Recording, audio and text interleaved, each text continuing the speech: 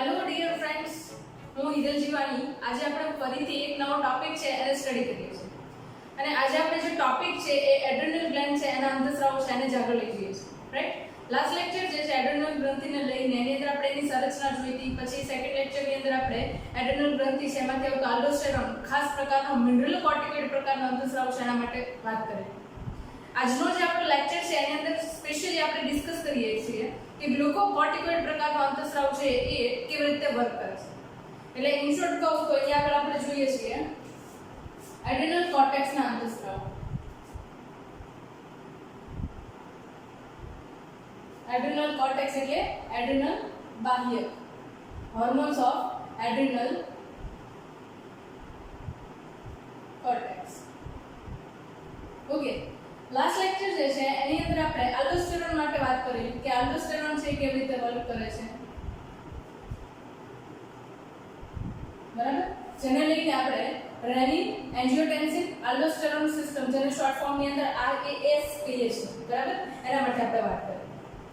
હવે આ લેક્ચર જે છે, ઓકે, આપણે જોયું કે એડ્રેનલ ગ્રંથિ જે છે એની અંદર 3 સ્તર છે, બરાબર? ફોર એક્ઝામ્પલ, ધારો કે આપણી આ એડ્રેનલ ગ્રંથિ છે એના મુખ્ય બે ભાગ, એકને આપણે બાહ્યક કહીએ છીએ અને એકને આપણે કહીએ છીએ મજ્જા, મેડ્યુલા, બરાબર? બાહ્યક જે છે એની અંદર 3 પ્રદેશ છે, સૌથી બહારનો વિસ્તાર, વચ્ચેનો વિસ્તાર અને સૌથી અંદરનો વિસ્તાર. એમાં આપણે જોઈએ તો સૌથી બહારનો વિસ્તાર જે છે એની અંદરથી જે અંતસ્રાવ આવતા હતા એમને કહેતા હતા આપણે મિનરલોકોર્ટિકોઇડ્સ.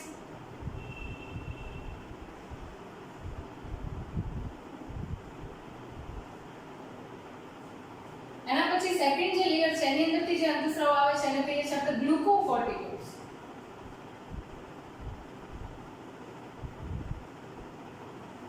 બરાબર? અને સ્પેશિયલી આજે આપણે જે લેક્ચર છે એની અંદર ગ્લુકોકોર્ટિકોઇડ્સ છે એ કેવી રીતે સ્ત્રાવ પામે છે અને એના કાર્યો શું છે એ જોવાનું છે, બરાબર? તો ચલો વાત કરીએ ગ્લુકોકોર્ટિકોઇડ માટે. ફર્સ્ટ ઓફ ઓલ અહીંયા આગળ આપણે જોવું પડે કે ગ્લુકોકોર્ટિકોઇડ છે એમના સંશ્લેષણ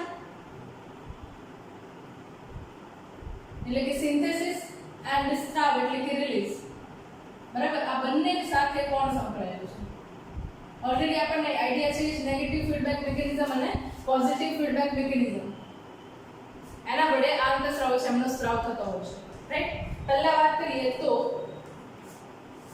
કોર્ટિકોટ્રોપિક રિલીઝિંગ હોર્મોન ક્યાંથી આવશે? યાદ હશે તમને, હવે પહેલાનો લેક્ચર છે એ જોજો એટલે તમને પાછું યાદ આવી જશે. આ જે છે આવે છે હાઇપોથેલેમસ માંથી,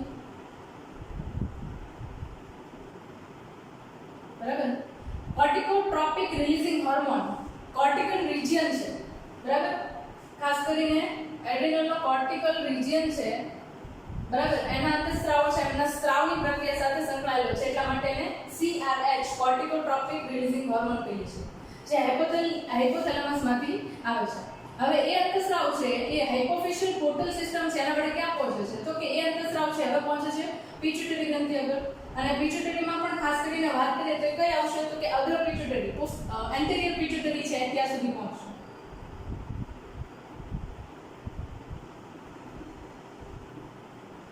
એન્ટેરિયર પિટ્યુટરી ગ્લેન્ડ છે ત્યાંથી એ એક અંતસ્રાવને રિલીઝ કરાવશે, બરાબર? અને એ અંતસ્રાવ છે આપણી પાસે ACTH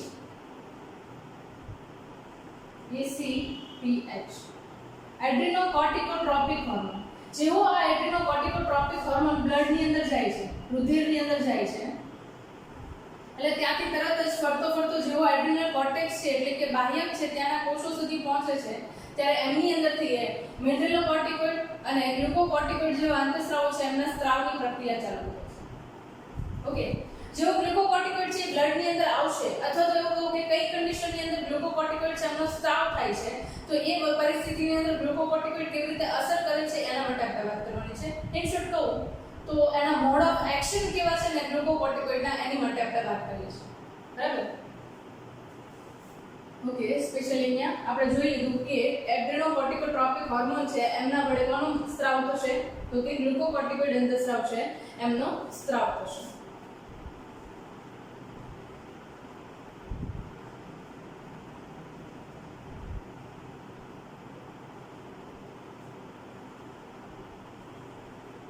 હવે આપણે જોવાની છે ગ્લુકોકોર્ટિકોઇડ હોર્મોન છે એમની ઇફેક્ટ શું છે અને કેવી રીતે પ્રક્રિયાની અંદર ભાગ ભજવે છે એના માટે આપણે વાત કરવાની છે. ઓકે, ફર્સ્ટ ઓફ ઓલ જોઈએ તો એ સ્ટ્રેસ છે બોડીની અંદર જે આપણને સ્ટ્રેસ રહેશે, તણાવ રહેશે, એના ઉપર એ કામ કરવાનું ચાલુ કરે છે. બરાબર? એટલે મેનેજમેન્ટ ઓફ સ્ટ્રેસ અથવા તો maintenance of stress, maintenance of stress, તણાવનું નિયંત્રણ.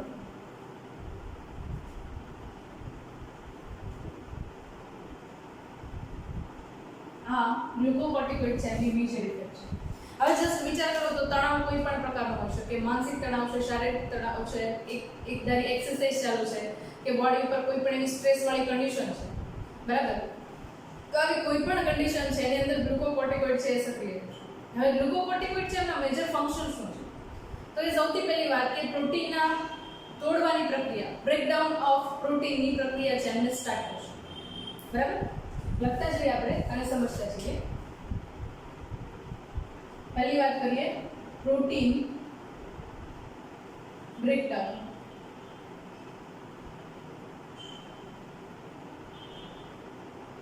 બરાબર? જ્યારે બોડીની અંદર સ્ટ્રેસની કન્ડિશન છે ત્યારે એ પરિસ્થિતિની અંદર પ્રોટીન બ્રેકડાઉનની કન્ડિશન છે એ ફટાફટ એન્હાન્સ થશે. કોના કારણે? તો કે જેવો એડ્રિનલ કોર્ટેક્સ છે એમાં જો કે એક વસ્તુ તો રહે જ નહીં. ગ્લુકોકોર્ટિકોઇડ છે ખાસ કરીને અહીંયા આગળ જે આવે છે એ ઝોના ફેસિક્યુલેટામાંથી સ્ત્રાવ પામે છે. ઝોના ફેસિક્યુલેટા. બરાબર? મિનરલોકોર્ટિકોઇડ છે એ ગ્લોમેરુલોસામાંથી, ઝોના ગ્લોમેરુલોસા છે એની અંદરથી સ્ત્રાવ પામે છે. ગ્લુકોકોર્ટિકોઇડ છે એ ઝોના ફેસિક્યુલેટા છે એની અંદરથી સ્ત્રાવ પામે છે. બરાબર? અને છેલ્લું આવે છે ઝોના રેટિક્યુલેરિસ છે એની અંદરથી મેઇનલી મેલ અને ફિમેલ બંનેની અંદર એન્ડ્રોજન્સ પ્રકારના અંતસ્રાવો છે એનો સ્ત્રાવ થાય છે. બરાબર?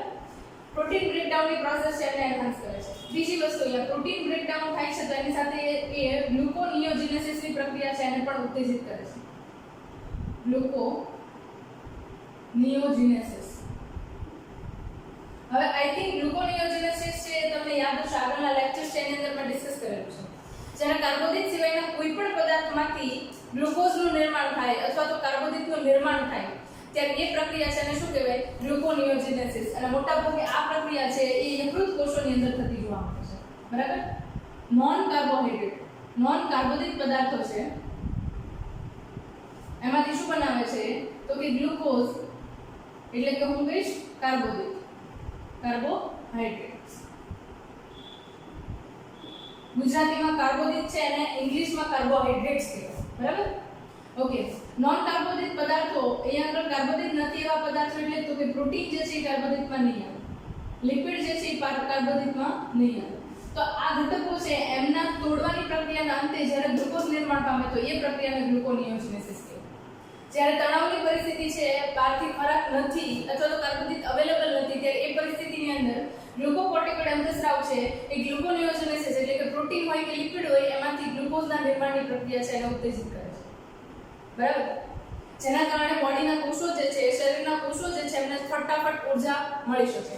બરાબર? કે જ્યારે સ્ટ્રેસની કન્ડિશન છે ત્યારે તણાવની પરિસ્થિતિમાં શરીરના કોષો જે છે એમને વધારે પ્રમાણમાં ઊર્જાની જરૂર હોય અને ઊર્જા મેળવવા માટે કાર્બોદિત પદાર્થો જેવા કે ગ્લુકોઝ છે એના ઉપર સૌથી વધારે આધાર રાખે છે. તો જ્યારે ગ્લુકોઝ શરીરમાં અવેલેબલ નથી ત્યારે એ પરિસ્થિતિની અંદર ગ્લુકોકોર્ટિકોઇડ છે એ અકાર્બોદિત પદાર્થો અથવા તો પ્રોટીન અને લિપિડ જે છે એમાંથી ગ્લુકોઝના નિર્માણની પ્રક્રિયા છે એને ઉત્તેજિત કરે છે. ઓકે, નેક્સ્ટ એના પછીનો પોઈન્ટ જોઈએ તો અહીંયા આગળ જોઈએ લિપિડ બ્રેકડાઉન. આના માટે ચોક્કસ ટર્મિનોલોજી છે જેને લિપોલાઇસિસ કહીએ છીએ આપણે.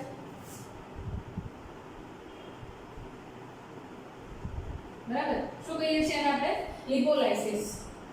ઓકે, લિપોલાઇસિસની પ્રક્રિયા છે ફરીથી આપણને ખબર છે આપણા શરીરની અંદર લિપિડ જેટલું ઝડપથી તૂટશે એટલા વધારે પ્રમાણની અંદર ઊર્જા મળશે. બરાબર? તો તણાવની પરિસ્થિતિ છે એની અંદર ચરબીયુક્ત કોષો છે, બરાબર, એડિપોસ ટિશ્યુ છે સ્કિનની નીચે એમની અંદરથી વધારે પ્રમાણમાં ઊર્જા મેળવવા માટે લિપિડના તોડવાની પ્રક્રિયા ચાલુ થશે. બ્રેકડાઉન ઓફ લિપિડની પ્રોસેસ છે એને સ્ટાર્ટ કરશે જેના કારણે શરીરની અંદર એનર્જીની રિક્વાયરમેન્ટ છે ફૂલફિલ થઈ શકે. બરાબર? ઓકે, એના પછી જોઈએ તો ગ્લુકોકોર્ટિકોઇડ છે એમની પાસે કેટલીક સારી એવી કેપેબિલિટી છે કે જેને આપણે મેડિકલ સાયન્સની અંદર એપ્લાય કરીએ છીએ. ફોર એક્ઝામ્પલ, એક તો ગ્લુકોકોર્ટિકોઇડ છે એન્ટી ઇન્ફ્લામેટરી સબસ્ટન્સ તરીકે વર્ક કરે છે. એન્ટી ઇન્ફ્લામેશન અથવા તો ઘણીવાર આપણે એને એન્ટી ઇન્ફ્લામેટરી સબસ્ટન્સ એવું કહેતા હોઈએ છીએ. ઓકે, એન્ટી એટલે વિરુદ્ધ અને ઇન્ફ્લામેશન એટલે સોજો. સોજાનો વિરોધ કરતો હોય એવા પ્રકારનો અંતઃસ્રાવ અથવા તો એવા પ્રકારનો સ્ટેરોઇડ છે. બરાબર? તો આપણને ખબર છે કે બરાબર, આર્થરાઇટિસ, એમાં ખાસ કરીને વાત કરીએ તો રૂમેટોઇડ આર્થરાઇટિસ. એ રૂમેટોઇડ આર્થરાઇટિસ છે એની અંદર સોજાની પ્રક્રિયા ખૂબ વધારે પ્રમાણમાં જોવા મળતી હોય છે, જેના કારણે શરીરના સાંધા જે છે એ સોજી જતા હોય છે, જેને આપણે વા કહીએ છીએ. રાઈટ? હવે એ પ્રક્રિયા છે એની અંદર શું કરીએ છીએ આપણે? જનરલી જોઈએ તો સોજા માટે કોણ જવાબદાર હોય? તો કે વ્હાઇટ બ્લડ સેલ છે, સફેદ રક્ત કોષો છે, એ એના માટે જવાબદાર હોય છે. હવે જો આ શ્વેત કોષો છે એ સોજાની પ્રક્રિયામાં ભાગ જ નહીં લે, બરાબર, તો સોજાની પ્રક્રિયા થશે. તો આર્થરાઇટિસ, ખાસ કરીને રૂમેટોઇડ આર્થરાઇટિસ જેવા જે રોગો છે કે જેની અંદર સાંધા છે એકદમ સૂજી જતા હોય, બરાબર, તો એ પ્રક્રિયાની અંદર અહીંયા આગળ ગ્લુકોકોર્ટિકોઇડ પ્રકારના એન્ટી ઇન્ફ્લામેટરી સબસ્ટન્સ જે છે એ બહારથી ઇન્જેક્શન થ્રુ કે ટેબ્લેટના ફોર્મની અંદર આપવામાં આવે છે, જેના કારણે પેશન્ટ જે છે એમના સોજા ઉતરે અથવા તો સાંધા જે છે એ કામ કરે છે. બરાબર, કારણ કે સાંધા છે એની અંદર સોજો ચડે તો એના કારણે ઘણી બધી પ્રોબ્લેમ્સ થતી હોય છે અને પેઇન પણ ખૂબ વધારે થતું હોય છે. સાંધા છે એ ધીરે ધીરે કરતા શું થાય? ઇનમૂવેબલ બને, હલનચલનની પ્રક્રિયામાં ભાગ ભજવી શકે. તો આ પરિસ્થિતિની અંદર કોઈ પણ પેશન્ટ છે નોર્મલ કાર્ય કરી શકશે નહીં, તો ત્યારે આ એન્ટી ઇન્ફ્લામેટરી સ્ટેરોઇડ પ્રકારના અંતઃસ્રાવો છે એ આપવામાં આવતા હોય છે. બરાબર? બીજી એક વસ્તુ, આ પણ એક મેડિકલ સાયન્સ છે, એની અંદર સૌથી અગત્યની વસ્તુ છે. હવે ઘણીવાર એવું બનતું હોય છે કે કિડની છે, લીવર છે, યકૃત છે, સ્વાદુપિંડ છે અથવા તો બોડીનો બોન મેરો છે, ઘણી બધી વસ્તુ એવી છે કે જેને આપણે ટ્રાન્સપ્લાન્ટ કરતા હોઈએ છીએ, એટલે કે અંગ પ્રત્યારોપણની વાત કરું છું. હવે અંગ પ્રત્યારોપણ કરીએ છીએ તો એની પાછળ સિસ્ટમ કેવી કામ કરે છે? જનરલ શું હોય તો કે આપણા બોડીના કોષો જે છે, આપણા શરીરના કોષો છે, એમને ઓળખે છે. શ્વેત કોષો આપણા જે છે, વ્હાઇટ બ્લડ સેલ આપણા છે, એ આપણા શરીરના કોષોને ઓળખે છે. પણ જ્યારે કોઈ પણ પદાર્થ બહારથી પ્રવેશે છે ત્યારે એ કોષોને ઓળખતા નથી. બરાબર? અને એ કોષો જે છે એમના માટે શું હોય છે તો કે એના માટે એનિમી છે, દુશ્મન છે. બરાબર? એટલે જનરલી બહારથી કોઈ પણ મટીરીયલ એવું આવે છે કે જે આપણા શરીરને હાનિકારક છે, બરાબર, અથવા તો એ બેનિફિશિયલ છે, તો આપણા કોષો એ નથી જાણતા કે એ કોઈ પણ બહારથી આવતી વસ્તુ જે છે એ આપણા શરીર માટે કામની છે કે કામની નથી. તો એ પરિસ્થિતિમાં કોઈ પણ અંગ જ્યારે આપણા શરીરની અંદર દાખલ કરવામાં આવે છે અંગ પ્રત્યારોપણની પ્રક્રિયાની મદદથી, ત્યારે એ અંગ છે એના ઉપર આપણા શરીરના શ્વેત કોષો છે અટેક કરે છે અને એ અંગ છે એને ધીરે ધીરે કરતા ડેડ કરી નાખે છે, મારી નાખે છે. હવે અહીંયા આગળ કન્ડિશન કેવી છે કે જ્યારે બેક્ટેરિયા છે, વાયરસ છે કે બીજા કોઈ પણ એવા પદાર્થ છે કે જે આપણા શરીરની અંદર દાખલ થાય છે ત્યારે આ પરિસ્થિતિ છે નોર્મલ છે, ત્યારે આપણને કોઈ પ્રોબ્લેમ નથી. પણ જ્યારે કોઈ પર્સન છે કે જેમની અંદર કિડની વર્ક નથી કરતી, સ્વાદુપિંડ છે કામ કરતું બંધ કરી દીધું છે, યકૃત છે એ પણ કામ કરતું બંધ કરી દીધું છે, તો આવી પરિસ્થિતિની અંદર આપણે શું કરીએ છીએ તો કે કોઈ માણસ છે એની અંદરથી આપણે એ અંગ લઈએ છીએ અને એ અંગ છે એ વ્યક્તિની અંદર આપણે ટ્રાન્સપ્લાન્ટ કરતા હોઈએ છીએ અને ગોઠવતા હોઈએ છીએ. બરાબર? તો આ જે પ્રક્રિયા છે એની અંદર શું થયું તો કે મારા શરીરનું અંગ હતું એ નથી, કોનું છે તો કે બહારથી મને કોઈ વ્યક્તિએ ડોનેટ કરેલું છે, એ ડોનરનું એ અંગ છે. બરાબર? જો કે એની અંદર ઘણી બધી પ્રોસેસ હોય કે જેનેટિકલી મેચ થાય છે કે નથી થતું, કેટલા % મેચ થાય છે, એના આધારે આપણે અંગ પ્રત્યારોપણ કરતા હોઈએ છીએ. પણ આ પરિસ્થિતિની અંદર જ્યારે અંગ પ્રત્યારોપણની પ્રક્રિયા થાય છે ત્યારે બહારથી આવતું કોઈ પણ અંગ છે એના ઉપર આપણા બોડીના સેલ અટેક ન કરે, એના માટે આપણે ઇમ્યુન સિસ્ટમ છે એને ડિપ્રેસ કરવી પડે અથવા તો એને કામ કરતી અટકાવવી પડે. તો અહીંયા આગળ જે ગ્લુકોકોર્ટિકોઇડ પ્રકારનો અંતઃસ્રાવ તમે જુઓ છો એક પ્રકારનો ઇમ્યુન ડિપ્રેસર છે. બરાબર? એટલે કે આપણી રોગ પ્રતિકારક ક્ષમતા જે છે એમને ઘટાડવાનું કામ કરે છે. ઇન શોર્ટ એમ કહું ને તો અંગ પ્રત્યારોપણની પ્રક્રિયા જ્યારે કોઈ પણ પેશન્ટની અંદર થાય છે ત્યારે એ વ્યક્તિ છે એને લાઈફ ટાઈમ માટે ઇમ્યુન સિસ્ટમ છે એને ડિપ્રેસ કરવા માટે ટેબ્લેટ્સ લેવાની હોય છે. બરાબર? તો અહીંયા આગળ ગ્લુકોકોર્ટિકોઇડ છે એ શું છે તો કે એક પ્રકારના ઇમ્યુન ડિપ્રેસર છે, એટલે કે રોગ પ્રતિકારક શક્તિને નાબૂદ કરતા હોય એવા પ્રકારના અંતઃસ્રાવ છે. તો આ અંતઃસ્રાવો છે એમને આપણે અંગ પ્રત્યારોપણની પ્રક્રિયા છે એ દરમિયાન પણ વાપરીએ છીએ. બરાબર? એટલે બે મેડિકલ સાયન્સની અંદર એના એપ્લાઇડ યુઝ થયા, એક એન્ટી ઇન્ફ્લામેશન પ્રોસેસની અંદર ભાગ ભજવે છે અને બીજું ઓર્ગન ટ્રાન્સપ્લાન્ટેશન.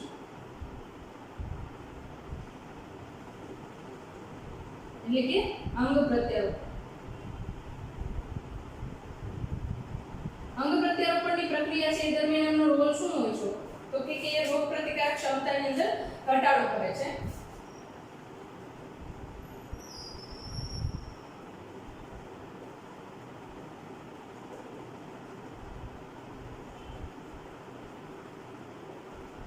એટલે કે ઇમ્યુન ડિપ્રેસર છે અથવા તો ઇમ્યુન સપ્રેસર છે. બરાબર. તો આ તમને મેજર ઇફેક્ટ જોઈ કોની તો કે આપણા શરીરની અંદર જોવા મળતા ઝોના ફેસિક્યુલેટામાંથી આવતા અંતસ્રાવ ગ્લુકોકોર્ટિકોઇડ છે એમના વડે બોડી પર કેવી રીતે અસર કરવામાં આવે છે. એક વસ્તુ છતાં પણ કહું, જો કોઈ પણ વ્યક્તિ છે એમની અંદર તમે જુઓ છો કે એડ્રિનલ કોર્ટેક્સ આ જે રિજન છે, બરાબર, ધારો કે આ રિજન છે એડ્રિનલ કોર્ટેક્સનો એક ડેમેજ થઈ ગયો છે તો એ માણસ જે છે એ કદાચ મૃત્યુ પણ પામી શકે છે. એટલા અગત્યના કાર્યો જે છે એ આના વડે થતા તમને જોવા મળે છે. બરાબર. તો આ જે છે ગ્લુકોકોર્ટિકોઇડ્સ છે એમની ઇફેક્ટ તમને ડિસ્ક્રાઇબ કરી છે. છતાં પણ આના રિલેટેડ કોઈ પણ ડાઉટ હોય તો તમે મને કમેન્ટ કરી શકો છો. હું ટ્રાય કરીશ કે તમારા કમેન્ટના આન્સર આપું છું.